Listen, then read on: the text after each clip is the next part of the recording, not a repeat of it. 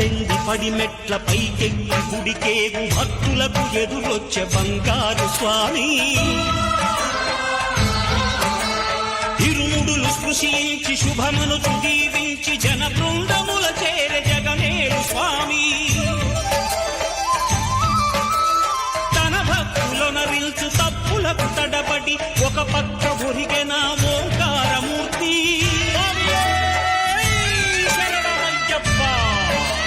స్వాములందరూ తనకు సాయము కాగా ధీమంతుడై లేచే ఆ కన్య స్వామి పట్టబంధము వీడి భక్తతటికై పరుగు పరుగున వచ్చే భూమిపైకి నరుడై